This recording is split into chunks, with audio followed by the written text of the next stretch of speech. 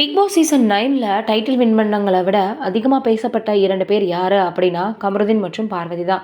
அதுலேயும் பார்வதி அவர்கள் அதிகமான ப்ரொமோக்கள் போட்டவங்க அப்படின்ற ஒரு பெருமைக்குரியவங்களாக இருக்காங்க. இந்த 9 சீசன்கள்லையும் அவர்களுக்கு மட்டும்தான் அதிகமான ப்ரொமோக்கள் வெளியாகி இருக்குது.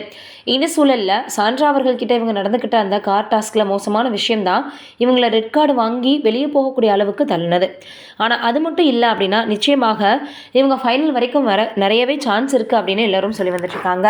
அதையும் தாண்டி ஃபைனலில், அதாவது அவங்களுக்கு பிக் பாஸ் சீசன் எண்டிங்கில் ஃபைனலில் கூட இவங்கள கலந்துக்கிறதுக்காக அழைச்சிருந்தாங்க. 2 பேருமே வந்திருந்தாங்க. பொதுவாக 2 கண்டஸ்டண்ட்டுக்கும் ஒரே சீசனில் ரெட் கார்டு கொடுத்தது இவங்க 2 பேருக்கு மட்டும்தான்.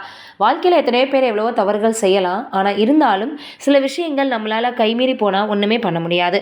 இவங்க இருவரையும் ஃபைனலுக்கு கூப்பிடுவாங்களா இல்லையா அப்படின்ற மாதிரி எல்லோருமே பேசி வந்துட்டு இருந்தாங்க. மொத்தத்தில் பிக் பாஸ் டீம் அவங்கள அழைப்பு விடுத்து வர வச்சுருந்தாங்க.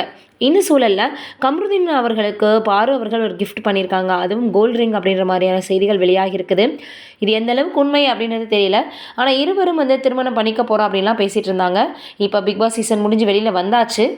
ஆனால் அதுக்கப்புறம் எந்த விதமான அப்டேட்டும் இல்லாமல் தான் இருந்துட்டுருக்கு.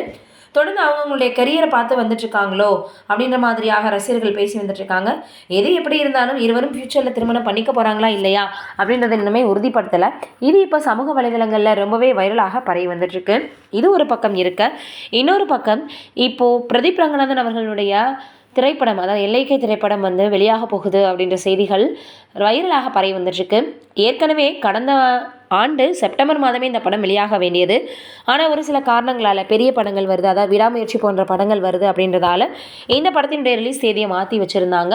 அப்படியே நாட்கள் தள்ளி போயிடுச்சு. இப்போ பிப்ரவரி மாதம் 13 இல்லை 14 அன்றைக்கு இந்த படம் வெளியாகலாம்னு சொல்லப்படுது. வெயிட் பண்ணி பார்க்கலாம். இந்த படத்தினுடைய கான்செப்ட்டுமே கொஞ்சம் வித்தியாசமாக தான் இருக்குது. இதில் எஸ்ஜே சூர்யா, சீமான், கீர்த்தி அப்படின்னு பலர் நடிச்சிருக்காங்க. அதனால் இந்த படத்தினுடைய எதிர்பார்ப்பு மக்களிடையே அதிகமாக இருக்குது. அதுலேயும் பிரதீப் அவர்கள் நடித்த எல்லா படமும் 100 கோடி வசூல் சாதனைன்றது எல்லோருக்கும் தெரியும். இந்த படமும் அதே போல் வெற்றியடையும்னு எல்லோரும் சொல்லி வந்துட்டுருக்காங்க. வெயிட் பண்ணி பார்க்கலாம். நீங்கள் என்ன நினைக்கிறீங்கன்னு கமெண்ட்டில் சொல்லுங்கள்.